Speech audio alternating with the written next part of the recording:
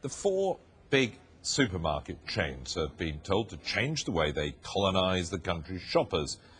The Competition Commission said that new planning laws are needed to curb their powers. Sky's business correspondent Joel Hills explains. The big four supermarkets delivering value, choice, innovation and convenience to customers. Not an advert, but the conclusion of a 2-year investigation into the grocery sector. That's not to say all is as it should be. Bicester is one of a number of places in the UK where one supermarket holds sway. In this town, it's Tesco. The Competition Commission wants to change planning laws to make it easier for rivals to set up shop. I think the benefit is that it might make it more difficult for dominant store retailers with stores that are heavily present in an area to continue to expand and dominate. That's the plus. If you thought big supermarkets were bullying small independent retailers out of business, then perhaps it's time to think again. The Competition Commission is adamant that smaller shops are not in terminal decline.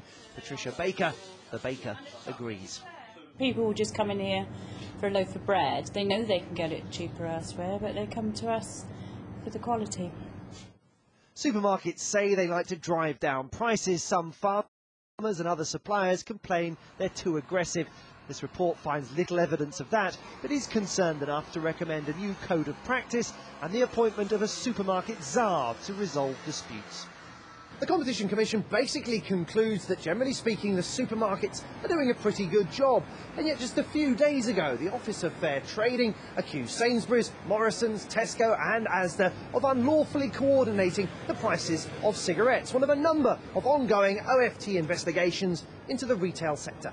It may sound counterintuitive, but in fact it's perfectly consistent to have a market which overall appears to be working well in terms of what the consumer gets in terms of measurable benefits.